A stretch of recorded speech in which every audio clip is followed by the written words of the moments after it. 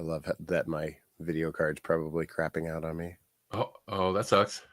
Yeah. It's All back. right. It's been doing that. I don't love it. It's not a good sign. We're live on YouTube. Hello, YouTube. Actually, Well, hello. I should take this opportunity to actually share the link on Facebook. I always forget. We're terrible at the shareable. Yep. Yeah. You know? We don't want anybody to listen to us. Not even a little bit. Well, I haven't even posted on there for a while. That's because it's Meta, and they are a monopoly. That's true. Yeah. Monopolies are bad unless you can pass go and get $200 just by walking across a couple blocks. That kind of monopoly is kind of delightful, but it will ruin your friendships and family. You know what? I read not too long ago that the original creator actually had, you could play the game one of two ways. You could play Monopoly, or what was the other one? Something like, Community or something like that. Where one was, everybody wins, and the other one, only one person wins. And when it became like it got bought by whoever it is that, produces it now, the game. The Parker Brothers? Yeah. That owns them? They bought it, and then they got rid of the other half, and it was just like, it's just Monopoly. They're like, take that community stuff and just make it a card. No, it's community chest. Yeah. What else can we do? Let's make some terrible cards and call it chance. Yeah. All right. Shared to Facebook. Now let's get streaming on Helix Rock Radio. Okay. At rockradio.live. Start broadcast. Where all the hip cats listen to the radio waves, but they do it on their internet phones. Yeah. Yeah. Yeah. Because radio signals get blocked and it sucks.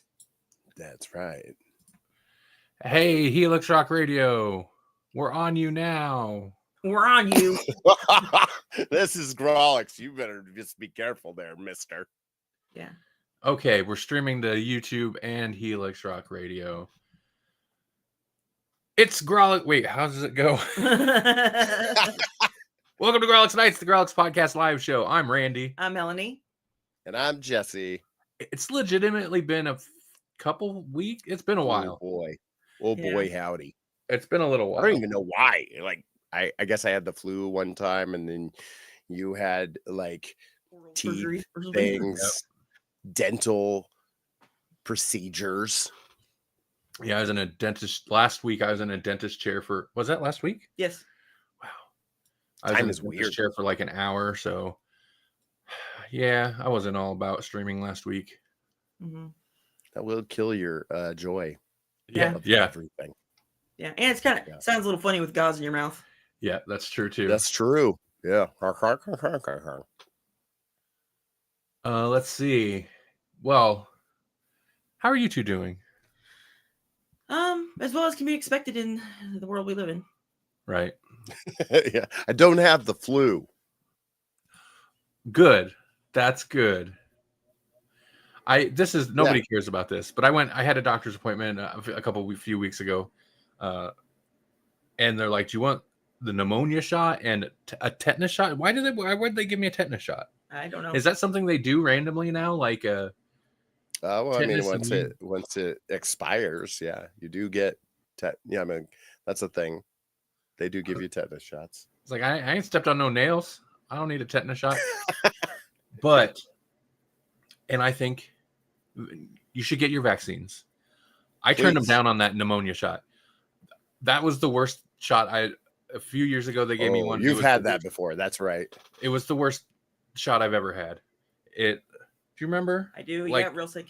It actually made me sick for a long time. And the injection site on my arm or my shoulder hurt for like a month or 2 months. It hurt for a long time. Mm-hmm. And whatever. I should probably get it again at some point, but I turned them down. I was just like, It was actually 2 days before I was supposed to go to the dentist. It's like, I'm having oral surgery this week. I don't want that on top of it. So yeah. Well, you should have, because get your vaccines while you can. That's all I'm saying. Oh, that's a good Whoops. point. Yeah, they'll tariff it. I mean, wait. They will tariff it though, actually. Yeah. They are tariffing drugs. Pharmaceuticals. Yeah. Can you tell we've gotten old? That this is how we start the show. Yeah, I would have talked about this. But also, what tariff is not a thing that most people talk about, but Right. it's a thing that everybody knows about, sort of. Yeah. Nobody understands it, including the person putting tariffs on everything. But I found it super funny. There was a meme, and it's particularly funny to me because I remember years ago, you can find the episode somewhere on the Grawlix podcast, me attempting to watch the Star Wars, would you consider it the prequels or whatever, for the first time, and how the first one started with the scroll is about stuff, trade tariffs and all this, and me just going off like, I don't want this. This is not fun adventure. What is this? But there was a meme about about it more recently, about how like Star Wars really actually was ahead of its time and knew what they were talking. Whatever. Actually, it was Yeah.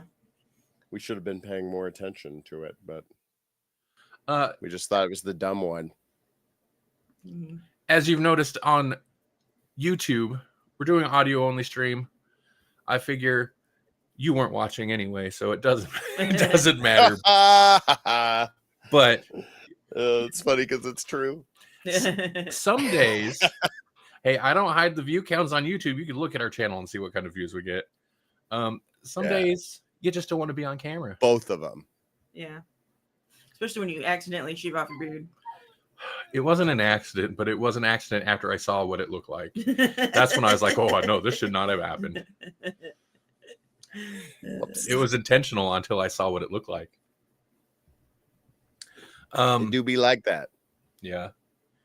Here's what we're actually going to talk about tonight. We're not going to talk about tariffs or vaccine shots or fat middle-aged aging man necks. We're going to talk about, there's new Doctor Who. Listen, this is prime Grawlix territory. Yeah. Well, yeah, we bury the lead every week, so here we go. Right. There's new Doctor Who airing. We're going to talk about Doctor Who. Was there? I guess this is season 2. I kind of hate that they did the Marvel Now reboot or whatever. But the most recent season launched. 1 episode's out so far. The second episode's airing this Saturday. So 2 days from now. It's Saturday, right? Or is it Sunday? Saturday. I think it's usually Saturday. Yeah. If they're following tradition. I did Saturday notice at tea time for them, and then like later. They switched back to that because last year it was the middle of the night for them. They went like American prime viewing time. And I'm guessing that didn't, I know it didn't set well with people in the UK. I noticed they switched back to, oh no, it's going to air at like acceptable times in the UK, and we'll just have it overnight here. That's fine. Yeah, that's how we like it anyway. Right. And Daredevil Born Again Season 1 is over now. Yeah. And we're all caught up on that. So those are the main things we're going to be talking about. Yep. So are we doing it, starting it? Because I just have a little comment to make. It's not really. I was visiting my dad this week. He was in the hospital. He got a pacemaker put in. But and that was kind of a whole fun thing too. But I'm not laughing about the pacemaker, by the way. I'm just laughing about what this episode is so far. Right. Well, he was in the hospital. Sure. He was in the hospital, so he was watching the hospital stuff, and he was watching Disney, and he was complaining about it. And I'm like, well, why are you watching the Disney anyway? And he's like, oh, I was looking for Doctor Who. And I'm like, oh, you're gonna watch Doctor Who? And he's like, well, the old one. He's like, if I can find it, not the new one. He's like, did you know the new Doctor's black? And I'm like, yeah, Dad. And he's gay. Oh no. He just about needed a pacemaker for his pacemaker. Right. Was that before or after the surgery? It was before, actually. Yeah. Oh no.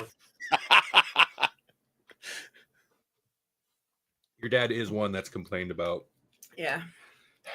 The wokeisms. Yeah. And the I'm doing finger quotes, forced diversity and commercials and TV and all this. Yeah. Sure, He's sure. one of those. AKA how the world actually is. Right. Yeah, he's the worst though, because he actually doesn't care. He's he treats everybody the same and is very inclusive, but he talks like he's not.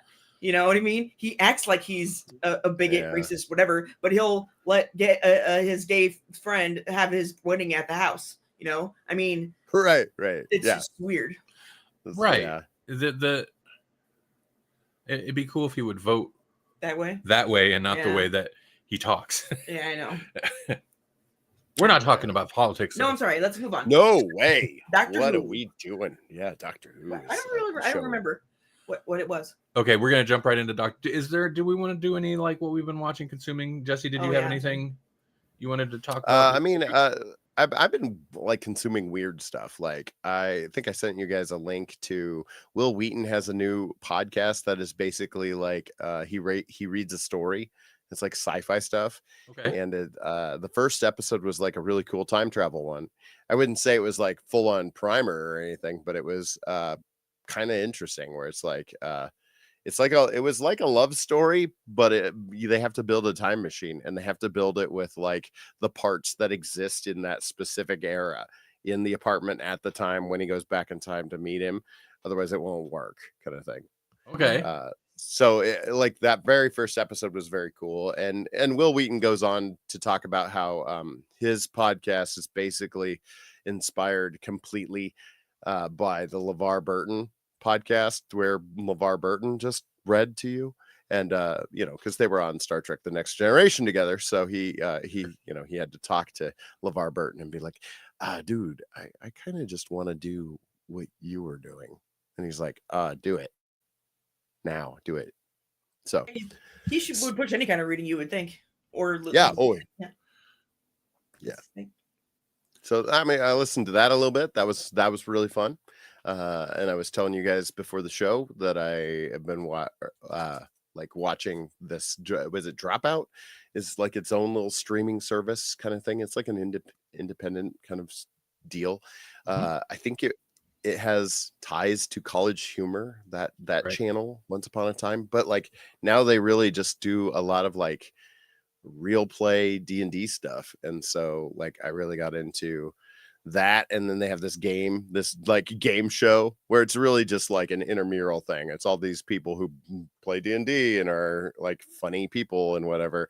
And then you see clips and reels and stuff about it on Instagram all the time, but you're like, what is this show? I want to watch this show. And then you find out like, oh, you can only get it here. It's called Game Changer, and every episode of the game is different. Okay. And it's ridiculous. Like the first episode was like a lie detector theme, and they don't know that until they start the game. And it's not a real lie detector. It's like all their significant others are back behind stage, but they don't know that either. Okay. So it's that kind of deal. And then they have little mini games that take the idea and twist it again. And then the second episode was all like make the sound of whatever's on the screen. And so like they start real easy, like a dog, a cow, a donkey, and then they get into animal sounds that are like really hard to do, like a hyena, that kind of deal, or a fox or whatever. Yeah. And then they like would just flash an image on the screen of like a woman doing a really high jump in the air, looking happy. And we're like, make that sound. That's fun. That's fun. Yeah. And so like every episode's different. The game changes every time. That's why it's called Game Changer. And sometimes it's just like, okay, that's kind of funny. And sometimes it just makes me like, I can't breathe. I'm laughing so hard. Sure. So that's probably something I should go to the doctor for.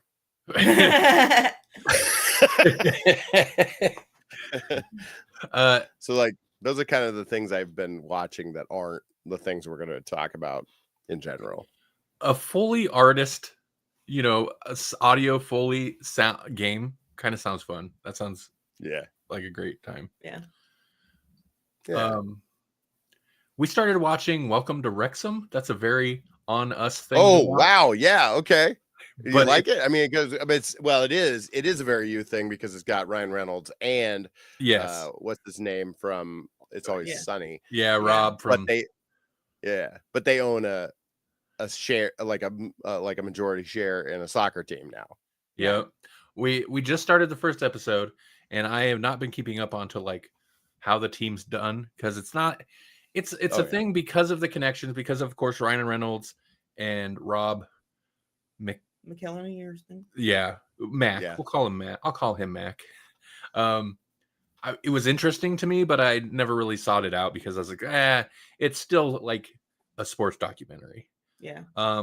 We're only like 4 episodes in, maybe 5, and I'm enjoying it so far. Yeah, I kind of want to watch more. It's interesting. It's weird. I didn't expect it to be the way that it is because it's not just about like the two famous people, and it's not just about the team. It's about like the people in the town, like the fans and stuff. Really more about them than anybody else, and that's strange to me. But yeah, Have you watched much of it at all? Football culture is like right. What?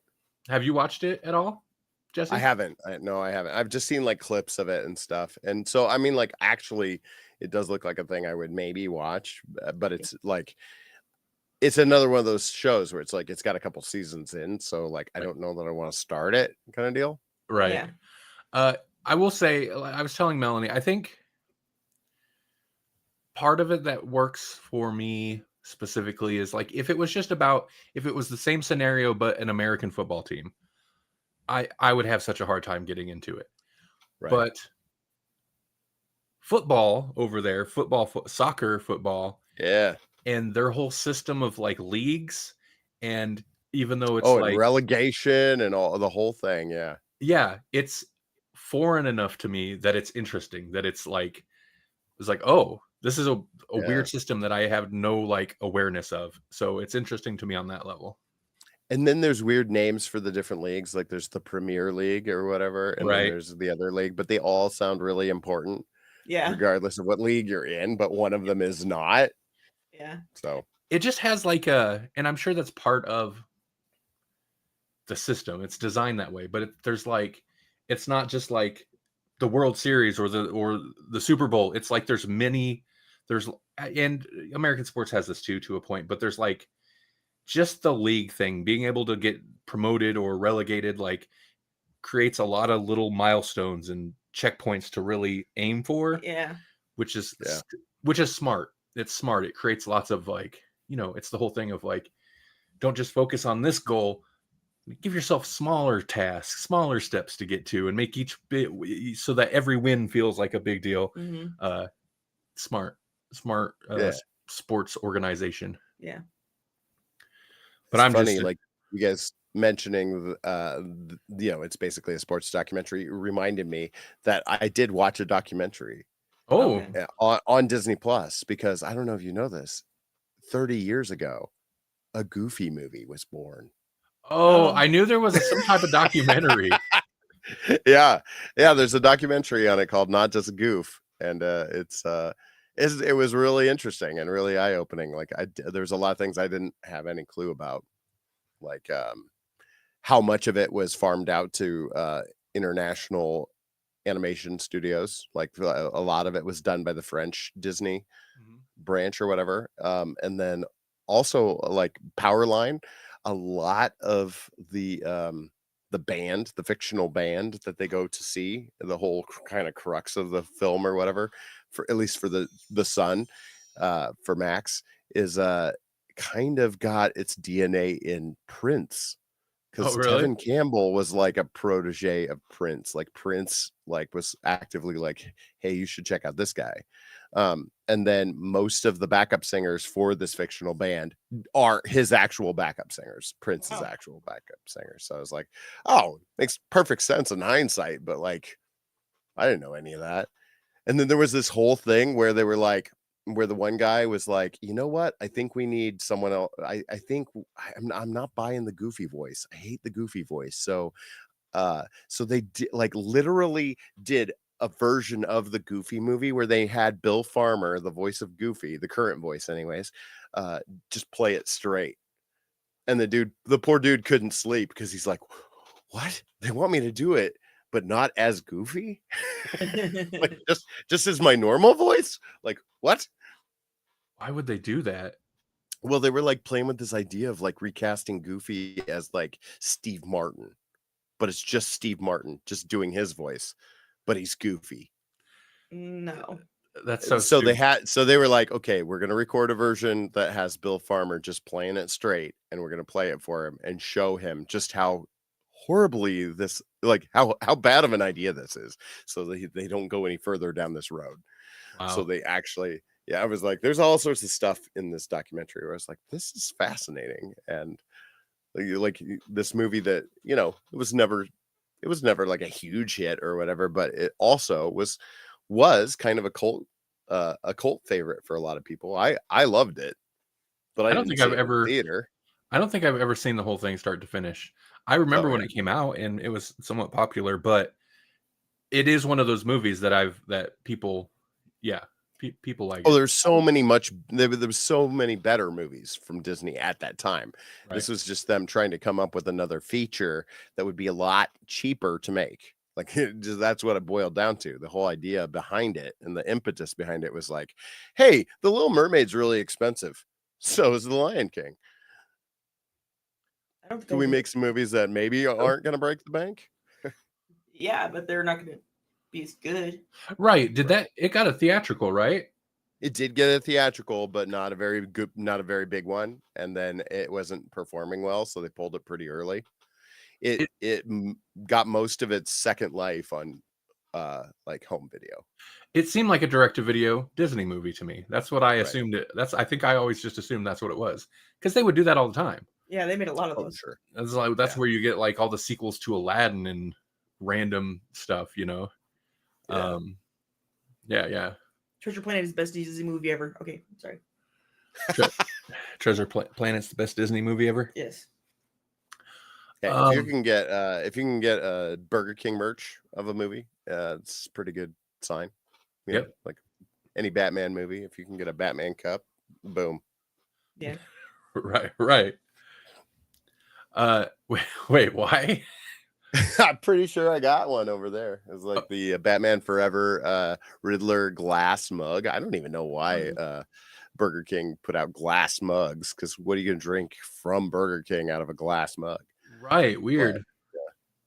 One of my friends, I was friends with her daughter a little bit, sort of, but my sister babysat them. That's mostly how we know them. And then now she's my parents' hairdresser. But anyway, her kids all grew up, and she cleaned out their old rooms and had like a giant box, like a big tote thing full of unopened McDonald's toys and McDonald's burgers man. and all that.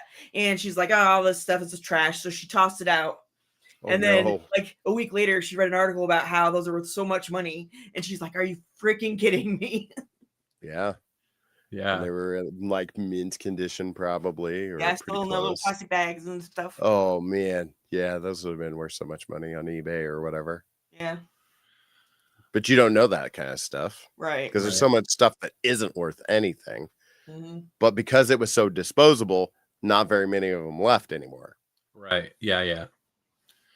Do you want to be on camera more, even though we're doing audio only stream? No. Okay. It's just Jesse. I know, but no. I'm fine. Okay. I just felt like maybe like I was taking up too much space. So if she wanted to get here on camera to look at you, I can see him. but he can't see you. Does he care? It's unusual. It would be unusual to see her because I don't That's usually true. see her. That's true. Yeah. I'm trying to think of real quick what else. Solo Leveling season 2, we finished that. That show's great. It's anime. Yeah, we don't have to get into the anime stuff. We didn't really progress much on Derpass, huh? On what? Derpass. Oh yeah, I don't think I've even ever mentioned that on the show. Oh, Derpass, or Pagan Peak is the English title. It's a moody detectives. Yeah. Investigating crimes. It's a foreign moody detectives, so it's good. Speaking of which, my wife went to Iceland. Really? When? Like, she just got back. Wow. Was it great? Oh yeah, she had great things to say about it. Sounds Yeah, like a swell place. That's one of the places I would like to visit. I don't know if I want to live there because it's too far north. But I guess maybe in the future that's probably going to be good. But I would like Iceland. Did she get to see a volcano against snow? I don't know that she saw a volcano, but she Oh. saw the black sands. They have active volcanoes all the time, and it's cool, especially because like there's ice, like snowy parts with like volcano coming down, and that's just awesome to me. Like the lava coming down the snow, that's amazing. Anyway, yeah. go ahead. Okay, so I suppose we can move on to our featured topics. Okay. Which one do we want to start with, Doctor Who or Daredevil? I have less to say about Doctor Who, oddly. Well, I mean, it kind of makes sense because Daredevil's like wrapping up the season, right? Yeah. And Doctor Who's just one episode, kicking the season off. So we'll start with Daredevil. Or, I mean, Doctor Who. My bad. Listen, we have tons to say about. I'll agree with you guys and then pick the other choice. Look, what we just said, except not. Okay. So I think you guys are right. Too bad. Doctor Who. Okay, so season 2 of this current run, episode 1, The Robot Revolution. Is that what it was called? I don't remember. Yeah, it's something like that. The Doctor's back, but more than that, this is an introduction to a new companion episode. Mm-hmm. And or as I like to say, Martha Jones 2.0. It's so Martha Jones 2.0. Belinda, played by an actress that we had seen before. She played another character, and I was actually a little surprised they like directly tapped that link, but she had played another character in the last season in the episode Landmine or whatever. But yeah, different character. She's a nurse. Nurse, right? Yep. They at least like mention the fact that she's like a direct descendant or something of that character. I bought my nephew a star once. Yep. And it would be so awesome if he was like the king of some freaking star system, but it's not. That's not real. But I think in that case, he'd be the king, but you would be the AI generator. Oh yeah, I suppose so, because you bought it. Yeah. Right. So I did. What did you guys think of this episode overall? We'll just get our overall thoughts initially. Oh, so dumb. Yeah. Just shaking your head, huh? Okay. Yeah, I thought so too. So dumb. Yeah. It's Al, not AI. That was really. I kind of feel like I don't know what happened. Maybe this was always the case, but it didn't feel the case when I rewatched all the RTD stuff a year or 2 ago, 2 years ago now, probably. This is the Cats in Traffic episode. He does so much trolling. It feels so the new RTD run feels so trolly. And the AI generator thing seems like trolling. Where at first it's like, oh, you're just gonna go right on the nose with the AI generation thing. But then it's like, no, that's not really anything. it's and he kind of made that guy an incel, and then didn't they even make a reference to it? Like, yeah, she said incel. it's Planet Incel or something. Yeah. A little bit of trolling. I mean, I'm fine with those little.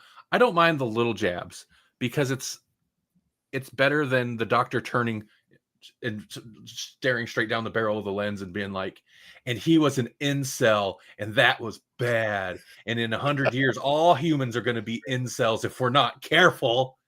Chibi. Right. Yeah. But there's some weird bits of trolling. I also did find we're just going to kind of be jumping all over the place. I didn't hate this episode. I think it is stupid. There's a lot of stupid stuff, but for the most part, I was fine with it. I don't love the look, and it's partially the money. Like you could still see the money in the set production and the stuff, but they really love the retro futuristic thing. I've noticed. Yeah. But So I didn't hate the look of the robots and the planet itself. It was very like cartoony. It was designed very cartoony, which is interesting and kind of weird. They were like dumb Cybermen. When they first started taking her, or they said she was gonna have to like meld with the AI generator or whatever, and stuff, I was like, wait, are these Cybermen? Because that's kind of what it seemed like. But yeah, no. Then they took a left turn, kind of. Not a left turn, but not a good left turn. No, not a Catherine Tate left turn. What's on my back? I like the idea of basically the Doctor cannot promise anybody to be a companion without actively making them the companion that episode. You're just signing their death warrant. Yeah. Right. I didn't expect it to happen so soon, immediately. And I feel like you didn't react well to the Doctor's tear. No, I did not. I do like the idea of, though, you're jumping. He's been doing stuff. He's been on that planet alone for 6 months. He's basically got a new companion, and you jumping into the middle of basically the end of his run with this companion, essentially. She dies, so that's an potentially interesting dynamic. I feel like maybe it also sets up I feel like it does a couple things. It sets up Belinda's rejection of the Doctor at the end of the episode, which is something RTD's been talking about. Like, this is not a companion that's like all in on the adventure. Right. I do like that she says, "Yay! What we needed was more Tegan." Right. If she's annoying, yeah. She is annoying. You know she's annoying. Look at what she did. Anyway. Yeah, giving away the rebel spot. Yeah. She didn't know that was going to turn out the way as good as it did for everybody. Yeah, probably shouldn't have. The most likelihood thing is they would have come and got her and exterminated everybody else. Yeah. Yeah. If they were Cybermen, they would have just delete. But it also, what was I saying about? Sorry. You derailed me. I know. It doesn't matter. It's gone. It was something about her. Oh, the Doctor losing somebody who looked like he was setting up to be a companion. Yeah. It also, I think, maybe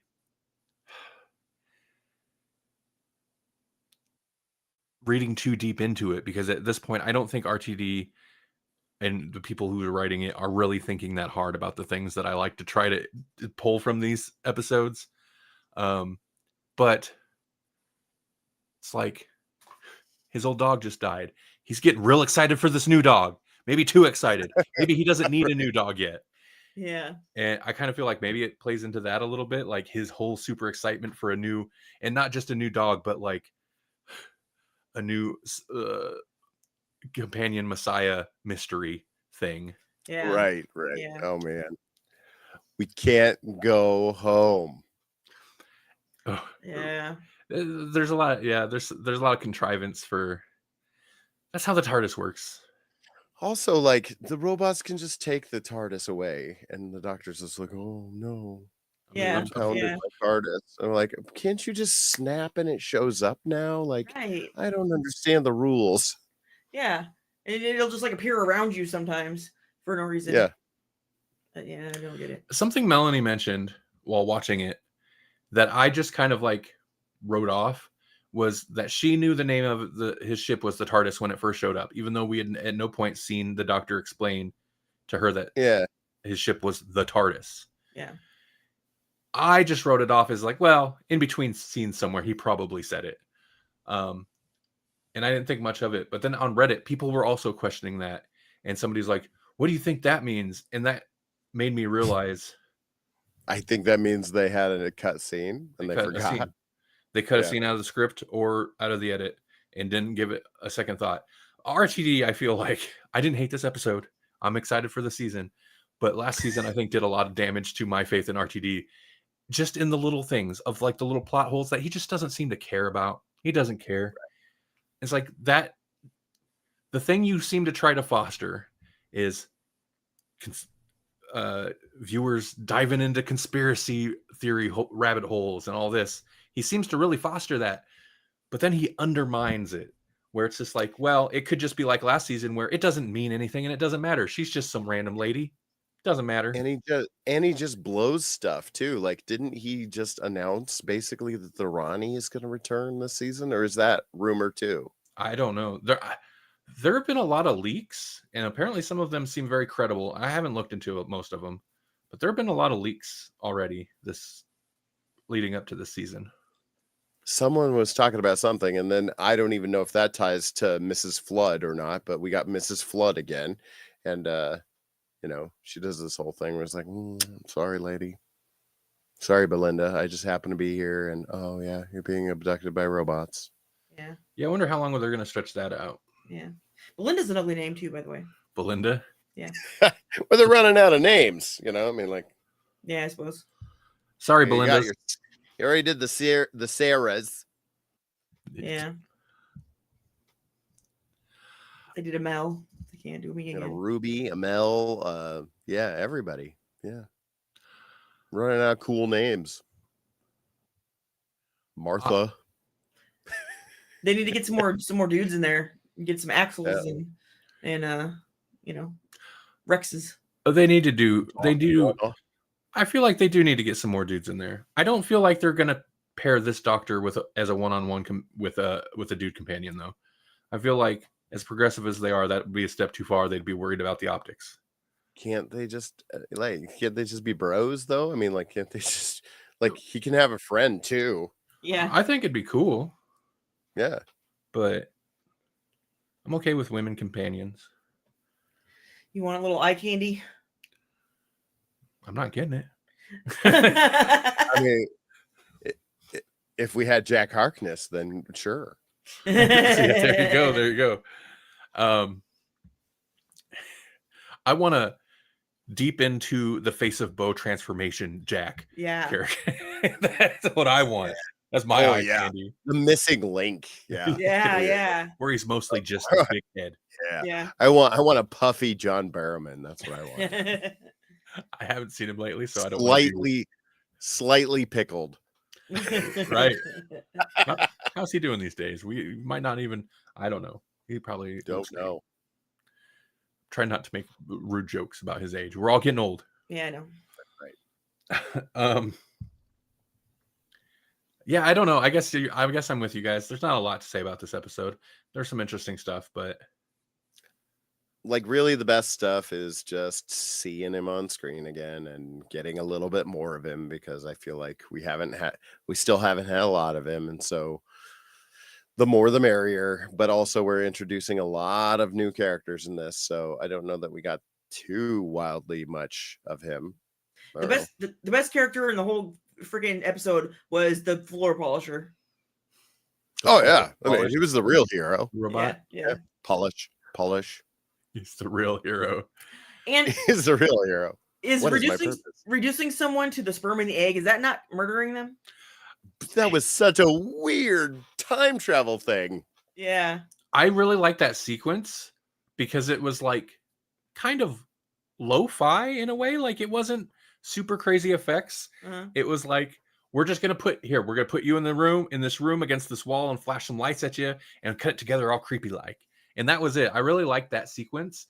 That said, the sperm and the egg, and then just letting the polish robot polish it, like sweep it up, and the doctor being like, "Ha!" Like he was just like. And the next episode we're gonna get is a literal cartoon. Yeah, I mean, we're in our wacky era. Zing! I feel like the doctor. Yeah. His reaction to that just seems so off. It seems so off. You had mentioned the Fourth Doctor. That's maybe something the Fourth Doctor would. A weird random episode with the Fourth Doctor, he'd react to something like that in such a manner. But it seems weird for a modern Doctor just to be like, "Whoa, whoops, everybody's dead." Right. Let's sing a poem. Incel or not? That seemed like a weird decision. Yeah. Every sperm is sacred. That's what Monty Python taught me. So. Yeah. I get it now. This is just more of the leftist propaganda in Doctor Who. Yeah, that's right. That's They right. aborted the incel, and the doctor laughed about it. Yeah. Has That's anybody right. taken that Oh, argument yet? it's a pro-choice manifesto. Yeah. This Forget is the the egg in future the the moon or liberals whatever. want. Yeah. Yep. I have not heard anybody have that take. Of course, I haven't looked into it. I'd be surprised if They somebody will hasn't yet. now. I was to say we just opened that door. Well, Pandora's box is open. everything gets political, even Daredevil. Huh? Oh, you're ready to get right into it. Yeah. Yeah, I'm very pensive about the cartoon next episode, by the way. Yeah, Yeah. the whole cartoon thing. Yeah. Daredevil Born Again. We had previously talked about the first like 4 episodes maybe, and well, we finished the series now. Man, yeah. So there's probably a lot. All I can really speak to, I guess, or remember really well, is the last 2 episodes, which are wildly different than the rest of the show because it's a different director. Oh, really? Okay, I didn't realize that. Interesting. Yeah, think about all the like stuff with Poindexter and like they give him visual cues and things that are interesting. Like they'll just like go from blue to red or whatever, you know, like I did they notice do that. interesting things with him, and it was just like sudden and out of the blue, but also cool. Right. Right. Yeah, not bad. Who knows what happened in the middle of the season? It doesn't matter. The last few things is the main thing to talk. I mean, we can speculate, we can muse about it. Right. There was a whole serial killer thing. I will say, okay, so this is gonna be. There was this whole serial killer vibe. That was a weird. He only killed 60 or 70 people, they say. It did kind of really like that was a setup to make bad guy police. Yeah. Well, I mean, you learned about him. He looks pretty cool. Then you see some guy going to a book signing. You're like, oh, that guy's a bad guy. And then like the next episode, oh yeah, he's the bad guy. And then it ends. And it's like really anticlimactic for me. You know what I mean? It seems not just ends, like ends. Yeah. But I mean, it's just it wrapped up real quick. He wasn't really hard to take down even. Nothing. And he actually has like a kind of an interesting power in the comics. In the comics, he's imperceptible, so it'd be really hard for Daredevil to fight because Daredevil's whole thing is about perceiving things, without his eyes. Is he imperceptible because he's like such a lonely loser? It's kind of like a perception filter kind of deal. Like unless you're really concentrating on him, you don't even know he's there. Right. He's, Well, I just meant like, you know, like he's ignored because he's a nerd or whatever, kind of a thing. You know, he's a bit of an incel. Yeah, exactly. And you know, that's the theme. You know, like poor guy can't afford paint. He's got to drain people of their blood. Right. Yeah. Ironically, he'd definitely be one of those super anti-AI generator people. Oh man, he would hate AI art. He's like, the art is like, I want my art to be so permanent that you can't even power wash it off of a wall. My art's so human, it's made out of human blood. Yeah. You really can't power wash blood? Is that true? I don't even know if that's true. I was just there was epoxy. It's just permanent. There was epoxy over it or something. Blood. Yeah. Like, but like you can power wash epoxy, can't you? Like eventually it's gonna come off. Yeah, you can spray something hard enough. It's like sandblast. Yeah. Uh-oh. All right, you're back. You froze up on us a little bit. Oh no. So yeah, I don't know what you were saying. You were talking about sandblast, or maybe we were. I don't know. I mean, it's going to fall off. Like you spray a wall enough, it's the wall is going to be gone. Right. You can get rid of art. That was my point. Yeah. So I'll go ahead and give spoiler warnings because again, we're just going to kind of jump all over. I think I want to say, outside of Foggy and Karen's absence during most of it, the biggest disappointment for me, I think maybe, or the thing that I kind of expected to be disappointed in and then ended up being more disappointed in, is the role that the girlfriend / therapist played. Yeah. Because I was like, it's so convenient that like, oh, she's dating Daredevil, but also happens to be Kingpin's marriage counselor and is also counseling the big bad serial killer. Oh, right. Too many Sure. coincidences. So I was like, And writing a vigilante book. And I was like, yeah, that's kind of bad writing a little bit. But I figured they would tie it in some way. Like she's behind something. She's got some devious plan. Like she knows what she's doing. No, she was just damsel in distress. Yeah. Right. I mean, they gave her the power back in the end, I guess. She Right. shot a guy. But but then they kind of had this whole like fight thing too, where it's like, I saved myself. And we're like, oh, come on. She's not that. She's really smart. Like she knows better than this. Yeah, she saved herself, except for the not bleeding out because someone, it's like whatever. What did you call it? Someone showed up through a window and it like Yeah. allowed you to like escape from being completely tied up and being drained of your blood. Right. yeah, so just all in all, I was her character, the whole storyline with her character, I was not. That's maybe the biggest disappointment to me, outside of some key central decisions they made right from the get-go. Mm-hmm. It may pan out. It may like yeah, I will agree with you absolutely, but it may pan out in with what they're doing now. They did set her up for a bigger role, or for a different role going forward. They like remember the very first time we see Daredevil in this whole season is he's got knives in his body, and it was like, oh, here's one more knife for your body. Yeah. Right. Yeah. Here's one more knife to stick in your body there, bud. I kind of expected, when it was clear that they were going to attack her, they were going to have Muse attack her, I kind of for a moment was like, oh, she's done for. Because they're just going to just twist the knife into Daredevil this whole season. And they didn't go that far. Mm-hmm. But yeah. The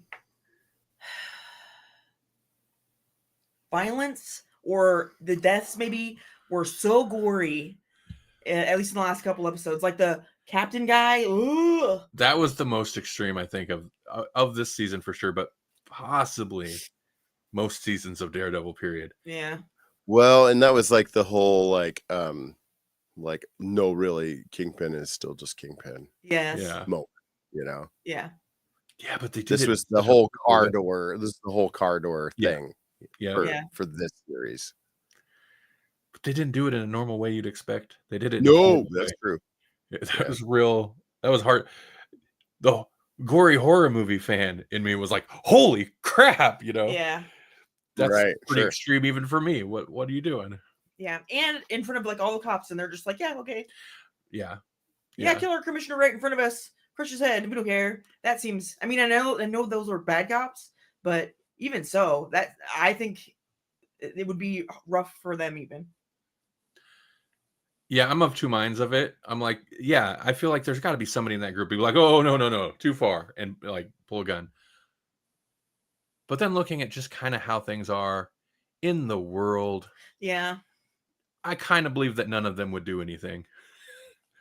When they kind of set that up too, where like right in front of that guy, they were like, "No, that's not assault. This is assault," and then dips his hand in like a deep vat, right, that kind of deal. Which all I could see was like The Watchmen, and all I could remember was like being in the theater for Zack Snyder's The Watchmen and people cheering for Rorschach, and I'm like, "Oh no, you have missed the point, my friends." That's another reason we're in the situation we're in. Yeah. What else do you guys think about this season? We got more Frank. We got more Daredevil in the last episode. His sounds make me laugh so much. I don't know if they always Frank's, because as soon as he starts fighting the cops, you just hear like he's just constantly making those John what's his name, John Bernthal sounds. It's so funny to me. I feel like they did a good job of definitely differentiating their styles. I mean, because Daredevil's pretty violent, so it's kind of rough to or it's kind of tough to like be like, oh, where does one end and one begin? Nope. Disney somehow was like, you know what? We're gonna make it real clear. That's true. The Didn't fight have that on my bingo card. the fight in Murdoch's apartment, which I think is where it was, with him and Daredevil fighting the task force, was awesome. But also, like, there was definitely some shocking stuff in that too. But and sometimes you have to be like, okay, he didn't shoot that guy, but he did point this guy's arm who was shooting a gun over at that guy. So does that really count? I mean, I don't know. Yeah, you were pointing that out. Daredevil was fighting a guy with a gun, and the guy was, I don't think that was Daredevil's intention, though. Okay, well, maybe not. But I mean, why did he swing that guy's arm that way then? Listen, a lot of things were happening. Don't make me defend Daredevil. Okay. But you're right. Yeah. He He used this other guy to kill a guy. Sure. See, he couldn't see it because when the gun goes off, it just scrambles his radar vision. Right. He doesn't know. It's Sure. poor guy. All of a sudden, there's one less heartbeat, and he doesn't know why. Yeah. Oh, that reminds me. Like, I kind of like that little bit where he was talking about with what's the chick's name? Karen? Yeah. Karen. About the heartbeats of like her and Oh, him the and adrenaline. Yeah. That was cute. I like Karen. She's one of my favorite characters in the show. Yeah. I hope she actually plays a bigger role in season 2, but I don't know. Probably not. Who knows? Mm-hmm. Yeah. She just showed up she's there at the beginning and the end of the season. That's some cameo stuff right there. Speaking of leaks, it's like I don't know what's going to happen in season 2. Like they've kind of like flirted all these ideas like, oh, Jessica Jones and Luke Cage were in this area while they also happen to be shooting. So were they already shooting season 2? They've been shooting season 2. So. That's something I hadn't even thought about. I expected them to show up in this season. I didn't realize they were doing season 2 at that point. But I guess it makes sense. They probably shot the season ages ago. Yeah. I mean, it makes sense. It'll be great for what they've laid out. This whole vigilante thing. Yeah. Well, Jessica Jones don't wear a mask. But or neither does the other guy either, does he? Yeah. Nope. Anyway. Luke Cage he don't care. Sweet Christmas. Yeah. But what do you guys think of him jumping in front of the bullet for Fisk? Yeah. I'm pretty sure that happened in the comics at least once, if not twice. I mean, like I'm pretty sure he saved Fisk's life a few times. So you think he'd be more grateful, but you would think. Yeah. Yeah, you would think. Instead, he's like, go take him out in the hospital or blow up his apartment, whichever. Right. Vanessa. Yeah. I kind of wish it seemed like they were going to set it up to where Vanessa was going to have the guy try to take him out, but it was just Vanessa was setting the guy up to get taken out. And Kingpin, it turns out he was doing all this for criminal intent. So it's good for Vanessa. So they're back on the like, yay. They're back together. Yeah, we're a crime.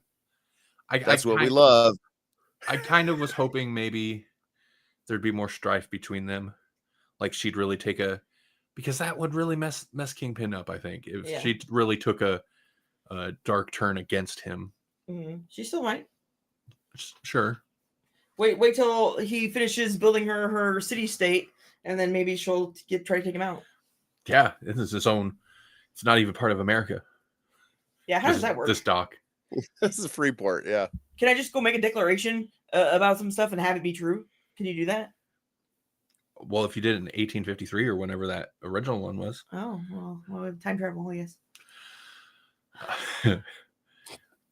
You didn't go buy a star? I did. Oh, yeah, right.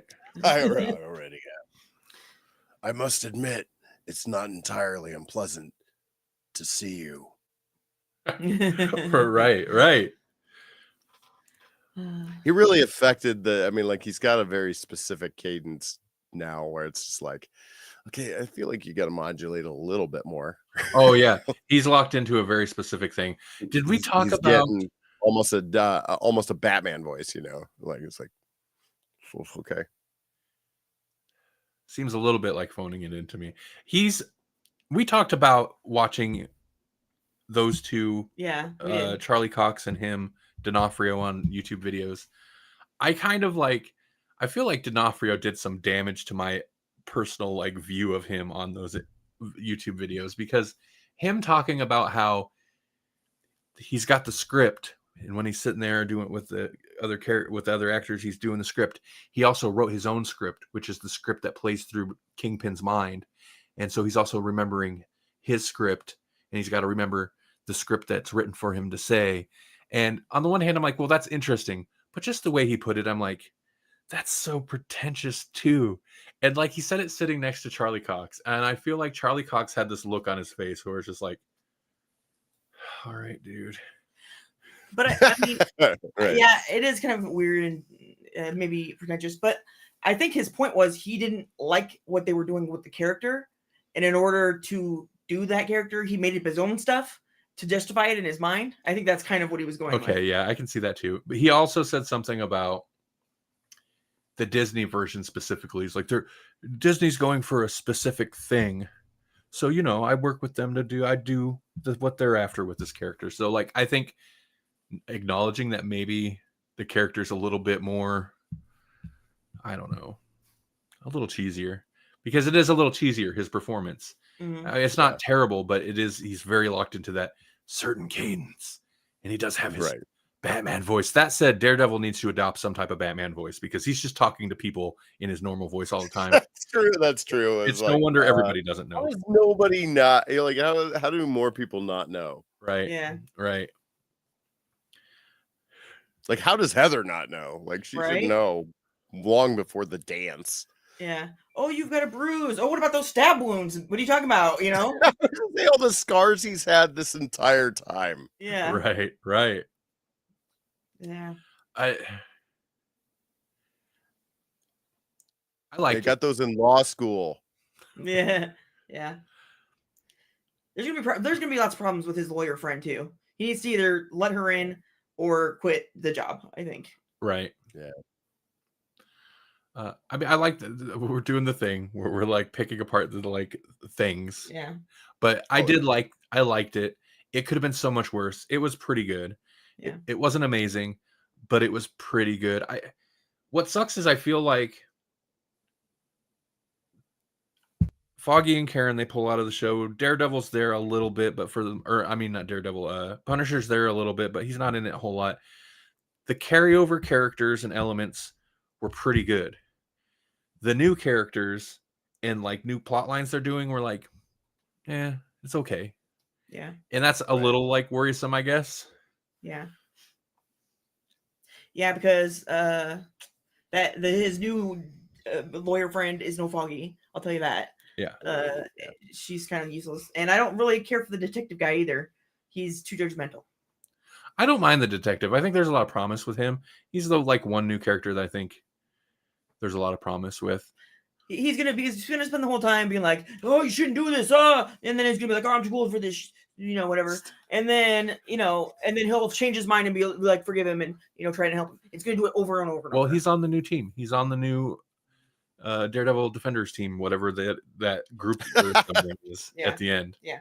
I kind of expected to see more familiar faces that from not just the show, not the detective guy or the one like cop lady that was in one episode. Like I expected to see more, or the bartender lady, like more familiar faces. Josie, yeah. Mm-hmm. I do appreciate that they held on that shot through like the newspapers on the window, and he's standing back there, because I'm pretty sure that's a cover. That's a comic book cover. Oh, yeah. That they nailed that one. I thought that shot looked great. Sure, yeah. Yeah, I think the visuals got better in those last two episodes too. Like they did some cool stuff with that, and it was like, okay, all right, I'm on board with what. And this is the director that's taken over for season 2. So okay, interesting, cool. Poindexter. Yeah, he was in a mental health hospital. But he was in season 1. I mean, he was in the other. Was he in the last season? In the last season, yep. Yeah. Right. So we crammed a lot into that last season. The whole Typhoid Mary tie-in, and then him too as the fake Daredevil, and Yeah. Yeah. So from that, he was in the hospital, and then she got him out after that. Is that what the? Yeah. Okay. I guess. Okay. There's a time jump here, so yeah, it could Yeah. have been a couple of things that, but yeah. It was off when Fisk was training little deaf girls to be hitmen. Right. Right. Well, and also like they're kind of glazing over some other bits that they built into that character too. Didn't they build into that character that he's super like OCD? Oh yeah. Yeah. Yeah.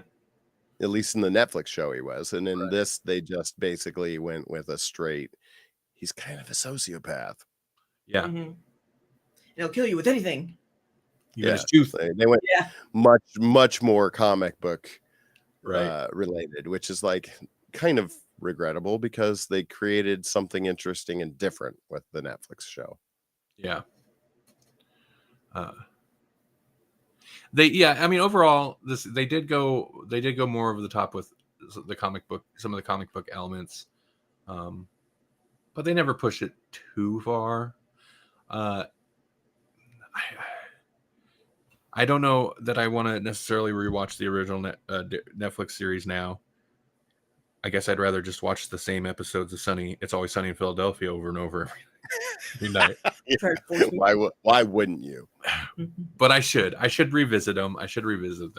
And see, I guess especially now that we finished it, just see how it compares. How they hold up.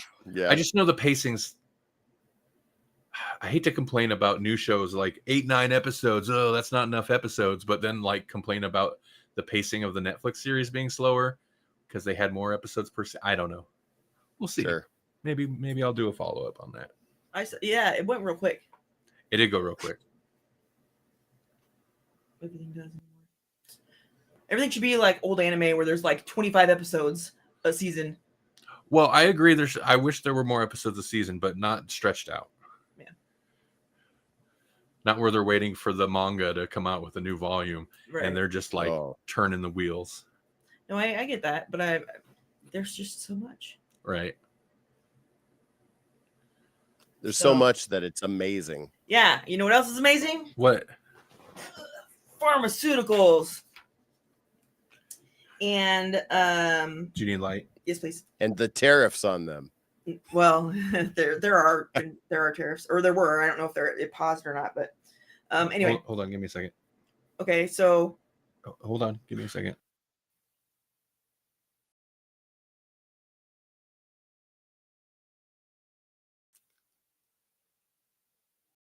Yeah, we're okay. Yeah, okay. And earlier this week in the UK, earlier this week in the UK, they approved capivasertib, something like that. I can't pronounce it very well. CAPIRASERTIB. A new drug that can slow the progress of the most common type of breast cancer, HR positive, HER negative, which is incurable and fast spreading. The drug is also known as Truqap, TRUQAP. It slows the progression and spread of the cancer by blocking an abnormal protein that causes the cells to multiply rapidly. And it's not a cure, but it did lengthen the amount of time before the cancer spread, in which they could do other treatment options to about 4 or 5 months longer than they would have had without the drug. Good. Man, this sounds like some preventative care that could really use some research and funding. Yeah. Yeah, and then if it got to the point where maybe they could actually be administered to people, maybe some insurance companies would like cover it. Right. That sounds ideal. That is amazing. Yeah, I thought so.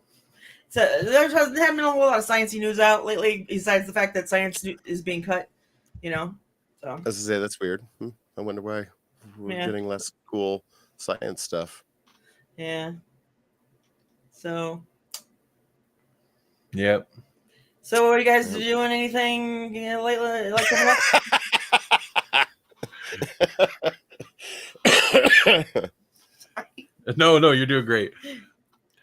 Jesse was keeping us on track for. I know things have gone off the rails because Jesse was the one keeping us on track to move into the amazing, and now you're the one keeping us on track to move into what we're doing. Yeah. So things are off the rail. Jesse, what you got going on? Got anything exciting? The main thing I've been doing lately is like for April is National Poetry Month, and so for the last I made it until day 14 at least. I was doing a poem every day. I was doing like a challenge, and the challenge ended around day 14. So I have fallen off since then. But that's pretty good. Poems, man, that's pretty good. Yeah. One a day. Yeah. Yep. Wow. I mean, I dug into old poems, and because when you get stuck, it's like, okay, I guess I'll rewrite this, or I'll edit this, or this was an idea, but now I'm gonna flesh it out. So, but still, it was good. It was good to have a routine to get me writing again. Yeah. So, I remember that's the main thing. Sorry, I wrote a poem for my dad's card, and it made me cry. Oh. Yeah. Stupid poems making people cry. Yeah. My niece and nephew read that, and they were like, "Where'd you get that from?" And I'm like, "I wrote that." And they were like, "You wrote that?" I'm like, "Oh, you should have known me when I was an angsty teen. I wrote poems all the time." Oh man, those are the best days. Angsty teen, you just write stuff. Yep. It just out. Yeah. You get too much emotion, and you got to put it on paper. Yep. Feel too much? Yeah. That's right. Okay. Well, I will most likely be doing Edge of the Abyss tomorrow night, like I do every Friday. I haven't done any new releases, like play new releases, which is usually what I do on the show for the last 2 weeks. So there's probably too much music to cram into tomorrow's show, but that's for tomorrow, Randy, to figure out. That's right. So if you like thrash metal, death metal, maybe black metal, the extreme stuff, check out Helix Rock Radio tomorrow night, the same time that this show usually streams, except it's on Fridays, 8 p.m. Central, 9 p.m. Eastern on rockradio.live. That's what I'm doing tomorrow. Hey, Randy, what if people wanted to interact with you during the show? There's a Discord. Is it safe? Jesse, tell me. Is it safe to like post a Discord invite link on like social and stuff? Listen, you shouldn't just add random journalists to this Discord. You're right. Yeah, I mean, to a degree, yeah, you can share that out. But what am I worried about? Yeah, now that I think about it, what am I worried about? I don't know. You'll figure out if they're bots, though. The bots aren't very creative yet. Cool.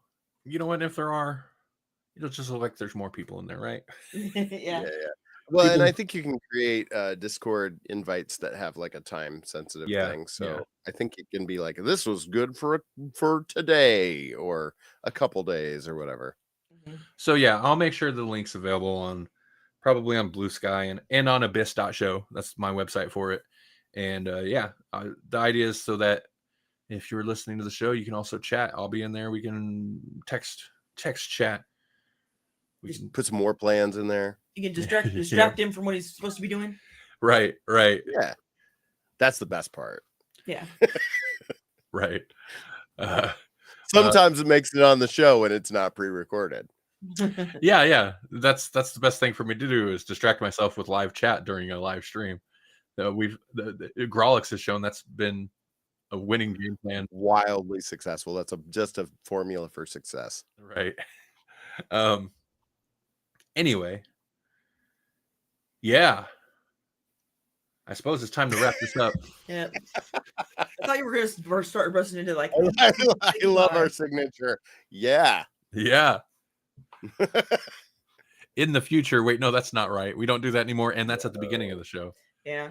We used to do the quotes. The movie quotes. Yeah. And then that was almost worse than the future predictions because coming up with a good quote and then Grawlixing it appropriately so that it was still recognizable. It was like, what was that from? Well, we should just sign it off with Thursdays can get Grawlixed. They can really just fully just up to the elbow Grawlixed. Get Grawlixed over a barrel. Yeah. Good time. All right. Who are we signing off first? YouTube. Bye, YouTube. See you, everybody. Bye. Bye. YouTube. Grawlixpodcast.com. There's links to everything there. Go there.